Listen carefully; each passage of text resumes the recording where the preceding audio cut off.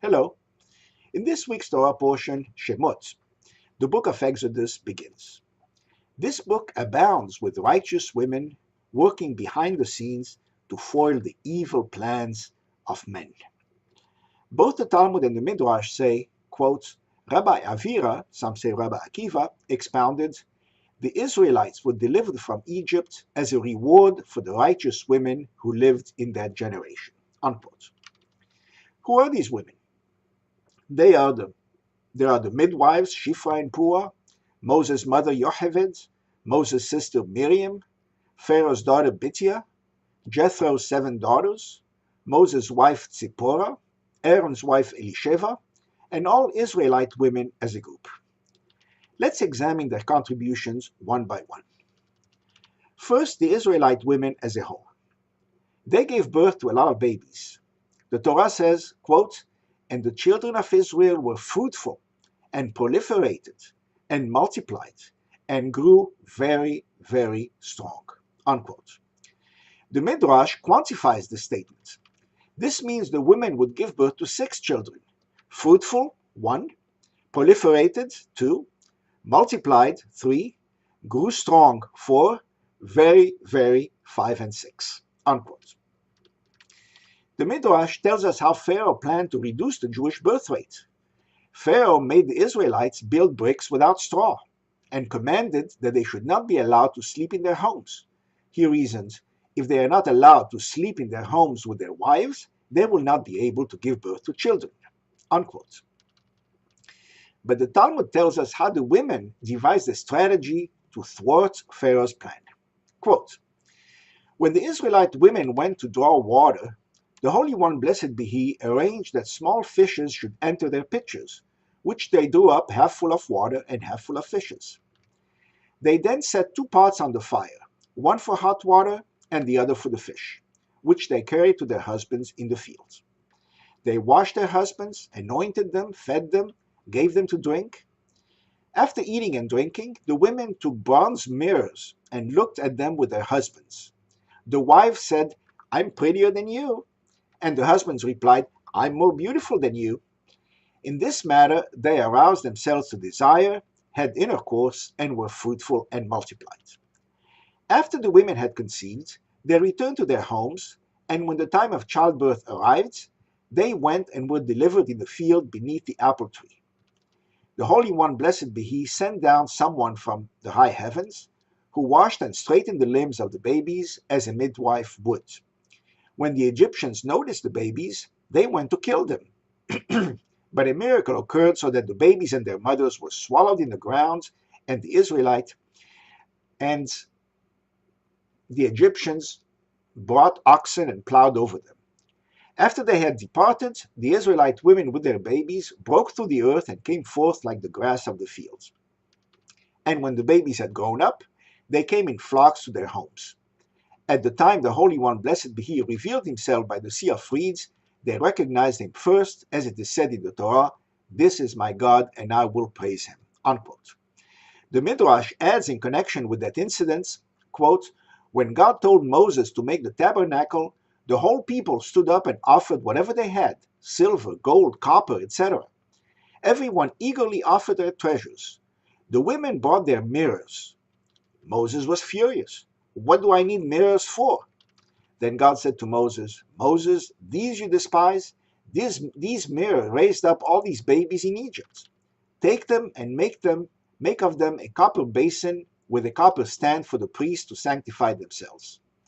And it is said in the Torah, and he made the basin of bronze and its pedestal of bronze from the mirrors of the women. Unquote. Second, Shifra and Puah, the Egyptian midwives, are ordered by Pharaoh to kill all male Jewish babies. They don't, saying, the Hebrew women are not like the Egyptian women. They are lively and deliver before we midwives arrive. And the Torah tells us, therefore God dealt well with the midwives, and the Jewish people multiplied and became very mighty. And it came to pass, because the midwives feared God, that He made them houses, that is, a distinguished descendants. Unquote. The midwives knew what was morally right and had the courage to act on it. So, having failed with the midwives, Pharaoh resorts to plan B. Quote, "And Pharaoh charged all his people, saying, Every son who is born you shall throw into the river, and every daughter you shall let live." Unquote. The Talmud tells us that Moses' father, Amram, reacts by saying, "Then we will all divorce our wives and stop having children altogether." But his daughter Miriam, Moses' sister, successfully argues with him and makes him reverse his decision. Quote, "Amram, Moses' father, said that it was useless for the Israelites to beget children. So he stopped having intercourse with his wife Yocheved and even divorced her, even though she was already 3 months pregnant. Then all the Israelites arose and divorced their wives. Then his daughter Miriam said to him, Your decree is more severe than Pharaoh's decree. Pharaoh's decree affects only the male children, but your decree affects males and females alike. Pharaoh's decree affects only this world, but yours also affects the world to come, because babies born and killed will enjoy the afterlife, but unborn babies will not. Besides, since Pharaoh is wicked, there is some doubt whether his decree will be fulfilled, but you are righteous, and your decree will definitely be fulfilled." So he took his wife back and was followed by all the Israelites, who also took their wives back. Unquote. Then Yocheved, Moses' mother, gives birth to Moses, and 3 months later puts him in a basket on the river, hoping someone finds him and saves him from Pharaoh's decree. Bitya, Pharaoh's daughter, saves the baby, defying her father's wishes. The Midrash tells us that her maidens object, and God strikes them dead.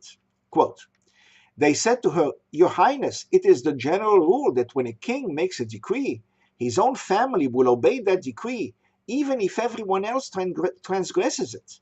But you are flagrantly disobeying your father's commands." Whereupon the angel Gabriel came and smote all of them but one to the ground. Unquote. Miriam, Moses' sister, watches the scene and offers to get a Hebrew wet nurse for baby Moses, which turns out to be his own mother, Yocheved. Now, Pharaoh must have found out what his daughter did. Why did he allow her to raise a Hebrew child in his own house?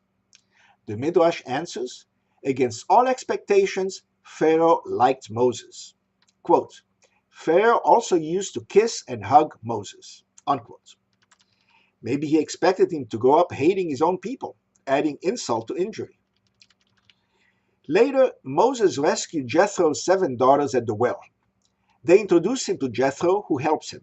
Quote, "And the priest of Midian, Jethro, had 7 daughters. They came and drew water and filled the troughs to water their father's flock.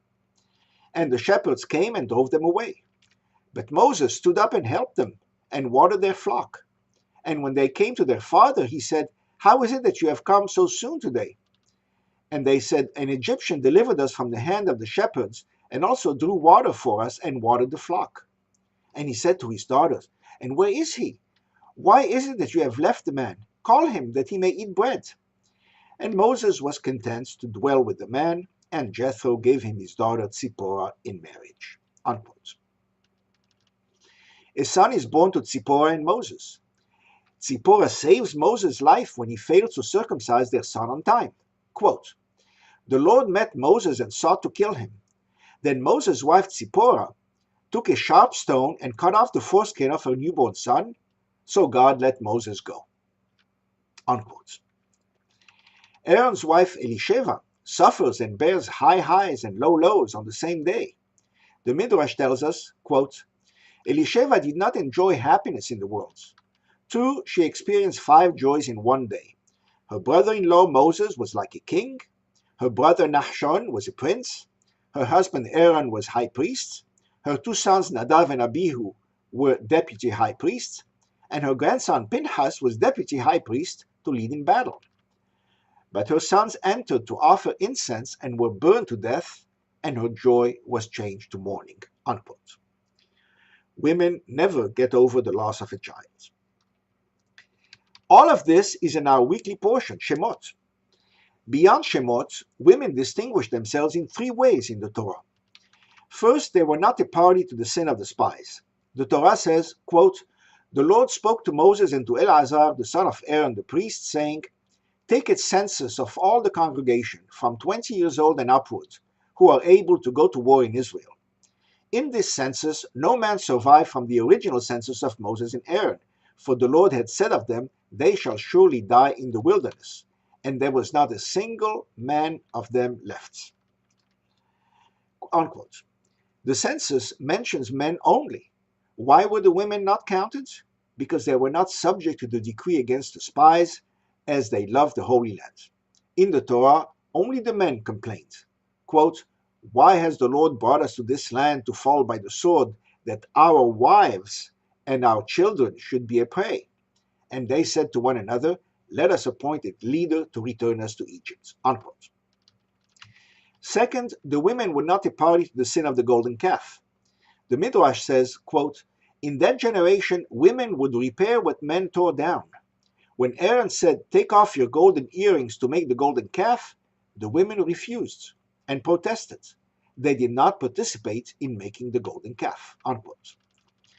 Third, the women were particularly cheerful in celebrating the Exodus. The Torah says, quote, Miriam, the prophetess, the sister of Aaron, took a tambourine in her hand, and all the women went out after her with tambourines dancing.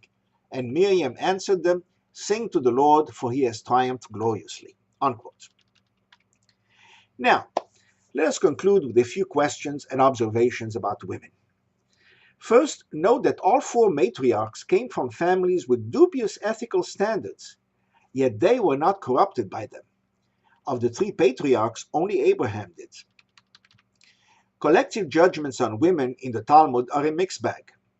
On the positive side, it mentions their superior compassion, their charity, their faithfulness, their piety, their understanding, and their primary role in educating their children and keeping their husbands from transgressing the Torah. On the negative side, it mentions their idle curiosity, their excessive talk, their belief in superstitions, and their weak will. So, are women as a whole truly more righteous than men, or are the rabbis simply building them up to defend themselves against charges of misogyny in a patriarchal society? I believe the former. At the risk of being accused of reverse sexism, I venture to say that if the world were run by women, it would be a better place. At least women are not prone to violence. Rabbi Isaac Luria, known as the Arizal, a top Jewish mystic of the 16th century in Israel, summed it up when he said, quote, The future redemption will follow the pattern of the Exodus, and so will also come as a result of the merits of the righteous women of that generation. Unquote. Shabbat Shalom.